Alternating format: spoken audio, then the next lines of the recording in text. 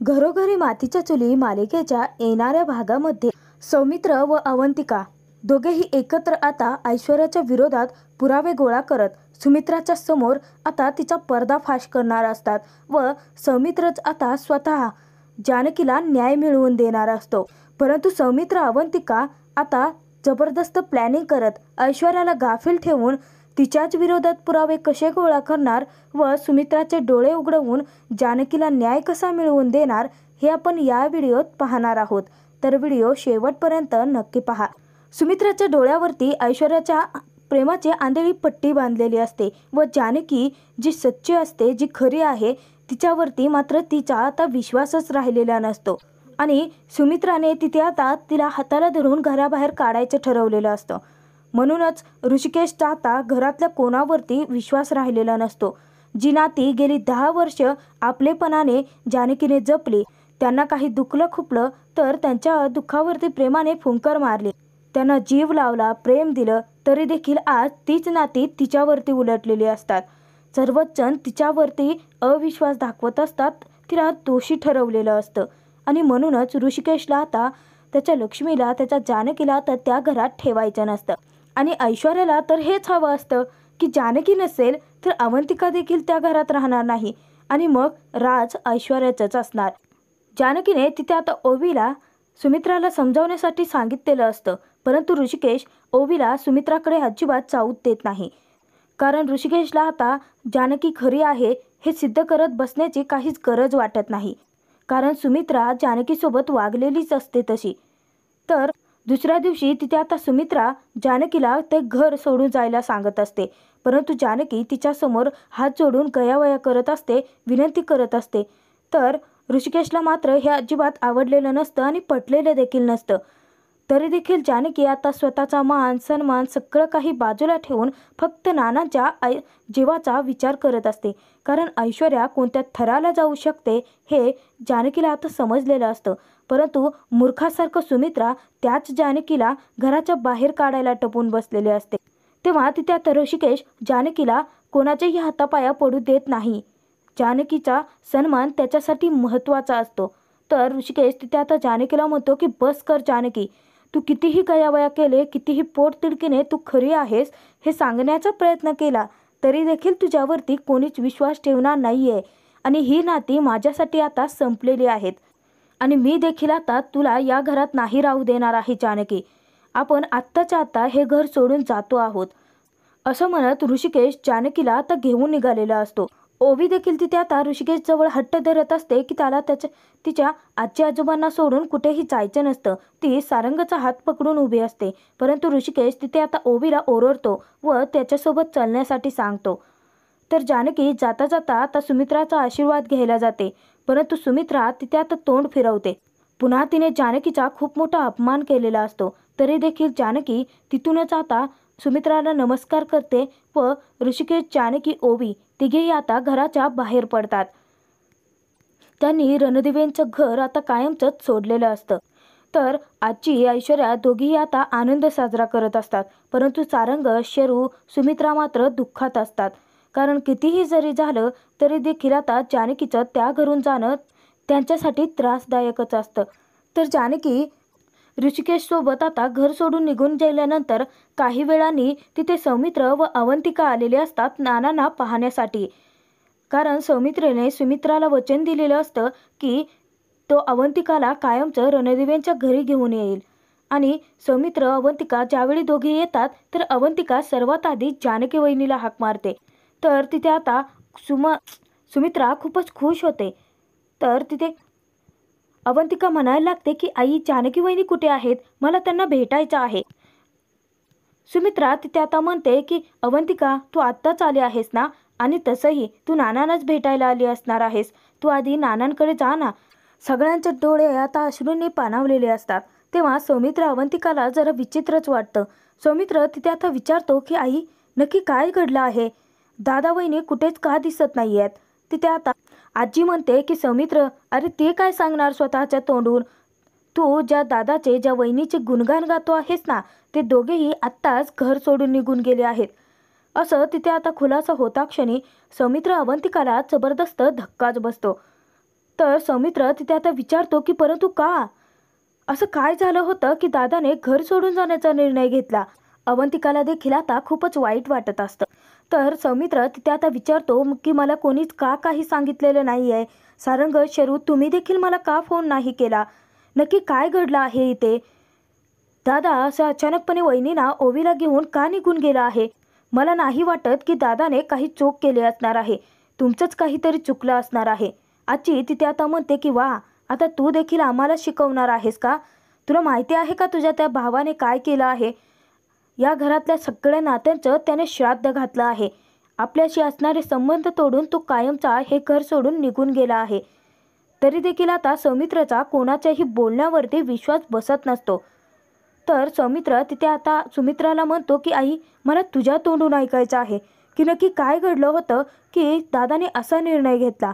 हे बघ आई, माझा कोणावरतीही आता विश्वास बसत नाही आहे. फक्त मला तुझ्या तोंडून एकदा ऐकायचं आहे. तू त्यांना थांबवण्याचा का नाही प्रयत्न केला आई? अवंतिका देखील तिथे आता म्हणते की आई सांगा ना, जानकी वहिनी व ऋषिकेश दादा कुठे गेले आहेत? तेव्हा तिथे आता सुमित्रा रडत असते. तिची हिंमत होत नसते की सगळं काही खरं सांगण्याची. नीच कारस्थानी ऐश्वर्या तिथे आता मध्यस्थी करते व तिथे म्हणते की मी सांगते तुम्हाला नक्की काय घडलं होतं ते. सौमित्र अवंतिका आता दोघेही खूप चिडलेले असतात. सौमित्राचं आता लक्षात येतं की नक्कीच ह्याच बाईने काहीतरी कारस्थान रचलं आहे की ऋषिकेश दादाने असा निर्णय घेतला. सौमित्र अवंतिकाचा ऑलरेडी संशय ऐश्वर्यावरतीच जातो. ऐश्वर्या तिथे आता म्हणते की नानांना जिन्यावरून ढकलून देणाऱ्या जानकी वहिनीच होत्या या सत्याचा खुलासा झाला आहे आणि म्हणूनच आईने जानकी वहिनीला घर सोडायला सांगितलं होतं. तर तिथे सौमित्र म्हणतो की काय, जानकी वहिनी असं करणं शक्यच नाही आहे. तेव्हा तिथे आता सारंग म्हणतो की दादा, आमचा देखील असंच विश्वास होता जानकी वहिनीवरती, परंतु हे सत्य स्वतः नानाने त्यांच्या तोंडून सांगितलं आहे. नाही म्हणजे नानांना बोलता येत नाही, परंतु आईने नानांना आमच्या सर्वांच्या समोर विचारलं होतं की त्यांना जिन्यावरून नक्की ढकलून कोणी दिलं होतं. तर नानांनी जानकी वहिनीकडे बोट दाखवलं. तेव्हा तिथे आता सौमित्र अवंतिका अजूनही शॉकमध्ये असतात की जानकी असं कसं काय करू शकते. तरी देखील सौमित्र अवंतिकाचा कोणाच्याही बोलण्यावरती विश्वास बसतच नाही. सौमित्र तिथे म्हणतो की नाही आई, माझा जानकी वहिनी व दादावरती पूर्ण विश्वास आहे आणि जानकी वहिनी असं करणं शक्यच नाही आहे. तिने नानांना शुद्धीवरती आणण्यासाठी निर्जली व्रत केले होते. 108 ती दररोज जाऊन प्रदक्षिणा घालत होती. स्वतःची तब्येत तिने खालावली, परंतु नानांच्या शुद्धीवर येण्यासाठी प्रार्थना केली. एवढंच नाही तर नानांना साप चावणार इतक्यातच जानकी वहिनी मध्ये आली. तो सर्पदंश, ती विषयाची परीक्षा तिने स्वतः दिली आणि तुम्ही आज तिलाच घराबाहेर कसं काय काढू शकता? तिथे आता सुमित्रा चिडूनच सौमित्राला सांगते की हे बघ सौमित्र, हे सगळं काही आम्ही मुद्दाम केलेलं नाही आहे. जानकीने तुझ्या नानांच्या जीवाशी खेळ केला आहे आणि तुला असं वाटतं का मी तिला या घरात ठेवून घ्यायचं होतं? सौमित्र तिथे आता म्हणतो की नाही आई, यात नक्कीच काहीतरी गडबड आहे. कुठेतरी पाणी मुरतंय, काहीतरी चुकतंय. जानकी वहिनी असं करणं शक्यच नाही आहे. मला सर्वात आधी नानांना भेटावं लागेल. आणि हो आई, नानांकडे फक्त तू, मी आणि अवंतिकाच जायचं आहे. बाकी इतर कोणीही यायचं नाही, असं तिथे आता सौमित्रने बजावून सांगितलेलं असतं. तर त्याचनंतर सुमित्रा ही सारंग, शरू यांना सांगते. सारंग, शरू दोघेही आता तिथेच थांबलेले असतात आणि ते दोघेही बाहेर थांबलेत म्हटल्यानंतर ऐश्वर्याला आता संधीच भेटत नसते नानाच्या खोलीत कान टवकारून सगळं काही ऐकायची, डोकावायची.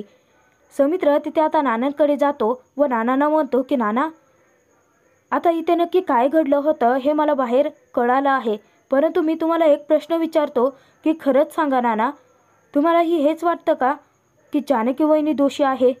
नाही म्हणजे तुम्ही स्वतः बोट दाखवलं आहे तिच्याकडे, परंतु माझा विश्वास बसत नाही आहे नाना. तुम्ही खरं सांगा की जानकी वहिनीनेच तुम्हाला ढकललं होतं का? नानांच्या डोळ्यात आता अश्रू आलेले असतात. नाना पुढे काहीच हालचाल करत नाहीत. सौमित्र तिथे आता सुमित्राला सांगतो तिच्या डोळ्यावरची ऐश्वर्याच्या प्रेमाची जी आंधळी पट्टी असते ती तो काढून फेकतो व तिथे आता सुमित्राला सांगतो की पाहतेस ना आई, नाना काहीच बोलत नाही आहेत. याचा अर्थ तुझ्या लक्षात येतो आहे का? यात जानकी वहिनी दोषी नाही आहे आई, आणि हे सत्य मी लवकरच सर्वांच्या समोर घेऊन येईल आणि खरा गुन्हेगार कोण आहे हे देखील तुम्हाला कळेल. परंतु आई, मला तुझ्याकडून फक्त थोडासा वेळ हवा आहे. माझ्यावरती विश्वास ठेव. जानकी वहिनी निर्दोष आहे हे मी सिद्ध करेन व आपल्या दादा वहिनीला आपल्या घरी परत घेऊन येईल. सौमित्र अवंतिका दोघी आता ऐश्वर्याची वाट लावण्यासाठी सज्ज झालेले असतात. सौमित्र तिथे आता सतत ऋषिकेशला जानकीला कॉन्टॅक्ट करण्याचा प्रयत्न करत असतो. परंतु ऋषिकेशने बजावून सांगितलेलं असतं जानकीला की सौमित्रचा फोन रिसीव करायचा नाही आहे. तरी देखील आता सौमित्र शोधत शोधत ऋषिकेश जानकीकडे जातोच. सौमित्र आता खूप रडत असतो. तो तिथे आता त्या दोघांनाही म्हणतो की दादा वहिनी, तुम्ही असं घर सोडून येणं बरोबर नव्हतं. तेव्हा ऋषिकेश चिडूनच तिथे सौमित्राला म्हणतो की मग मी काय करायला हवं होतं सौमित्र? अरे, आईने जानकीवरती अविश्वास दाखवला. ज्या जानकीने नानांना वाचवण्यासाठी एवढं सगळं केलं, स्वतः विषयाची परीक्षा दिली, आज माझ्या त्या जानकीवरती सर्वांनी अविश्वास दाखवला. तिला आरोपीच्या पिंजऱ्यात उभा केलं. आणि आईने काय केलं तर स्वतः हाताला धरून ती घराच्या बाहेर जानकीला काढायला निघाली होती. एवढाच का विश्वास राहिला आईचा जानकीवरती? गेले 10 वर्ष तिने हे घर एकत्र बांधून ठेवलं होतं. मी आईला हेच सांगत आलो आहे की ती ऐश्वर्या आपलं घर तोडण्यासाठी आली आहे सौमित्र. परंतु आई ऐकून घ्यायलाच तयार नव्हती. उलट ती जानकीवरती आरोप लावायला लागली. मग मी काय करायचं होतं? माझ्या जानकीला तसंच तिथे आता त्या त्रासात ठेवायला हवं होतं का? दररोज तिला आरोपीच्या पिंजऱ्यात उभं करून तिला टोमणे मारून किती त्रास दिला असता हे मला चांगलंच माहिती होतं आणि म्हणूनच मी घर सोडण्याचा निर्णय घेतला. तर सौमित्र तिथे आता म्हणतो की दादा, मी तुला आता प्रॉमिस करतो की जानकी वहिनी निर्दोष आहे हे मी लवकरच सिद्ध करेन आणि खरा दोषी ऐश्वर्या आहे हे देखील मी आईच्या नजरेसमोर घेऊन येईल आणि लवकरच मी तुम्हा दोघाला त्या घरात घेऊन जाईल, तेही सन्मानाने. अवंतिका देखील आता जानकीला भेटते. अवंतिका देखील आता तिथे जानकीला म्हणते की वहिनी, तुम्ही काळजी करू नका, आपण पुन्हा एकत्र त्याच घरात राहू. आणि असंही सौमीने मला सगळं सांगितलं आहे की त्यांनी आईला वचन दिलं आहे आणि आईंची इच्छा असेल तर मी त्या घरात राहायला तयार आहे. परंतु तेव्हाच ज्या दिवशी तुम्ही त्या घरात याल आणि तुमच्यावरती लावले गेलेले आरोप ते खोटे आहेत हे आम्ही दोघं लवकरच सिद्ध करू. तर आता अवंतिका व सौमित्र दोघेही आता सज्ज असतात ऐश्वर्याचा पर्दाफाश करण्यासाठी. तर त्या दोघांनीही आता प्लॅनिंग केलेलं असतं. कारण जानकीकडून तिथे आता सौमित्र अवंतिका या दोघांनाही कळालेलं असतं की नक्कीच नाना कोणत्या तरी दबावाखाली आले आहेत. त्यांना नक्कीच कोणीतरी नाही तर ऐश्वर्याने स्वतः धमकी दिलेली आहे. नक्कीच काहीतरी तिने धमकी देऊन नानांना गप्प केलं आहे. त्यांच्या त्या अवस्थेचा तिने फायदा उचलला आहे आणि तीच दोषी आहे हे त्यांनी सत्य सगळ्यांच्या समोर नाही आणलं. मला स्पष्टपणे नानांच्या डोळ्यात दिसत होतं की त्यांना त्रास होतो आहे. आमचं घर सोडून जाणं त्यांच्यासाठी धक्कादायक आहे. परंतु आम्ही काहीच करू शकत नव्हतो. आमच्या हाती पुरावे देखील नव्हते स्वतःचा खरेपणा सिद्ध करण्यासाठी. तर सौमित्र व अवंतिका तिथे आता एक प्लॅन बनवतात. सौमित्र अवंतिकाला म्हणतो की हे बघ, तू एक काम करायचं आहे. मी ऐश्वर्याला बोलण्यामध्ये गुंतवून ठेवेन. मी तिला टेरेसवरती घेऊन जाईल व तिला बोलण्यामध्ये अडकवून ठेवेन. म्हणजे ती कशी मुलगी आहे मला माहिती आहे अवंतिका, परंतु आता आपल्याला ही रिस्क घ्यावीच लागणार आहे.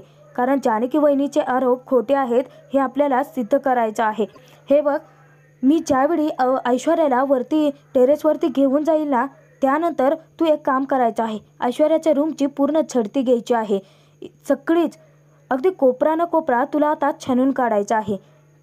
नक्की ऐश्वर्याच्या रूममध्ये काय काय मिळतंय काय काय नाही हे सगळं तुला आता चेक करायचं आहे. मी जास्तीत जास्त प्रयत्न करेन ऐश्वर्याला अडकवून ठेवण्यासाठी. तर अवंतिका, तू ना ऐश्वर्याचा मोबाईल देखील चेक कर, कारण त्यामध्ये नक्कीच काहीतरी मिळू शकतं आपल्याला.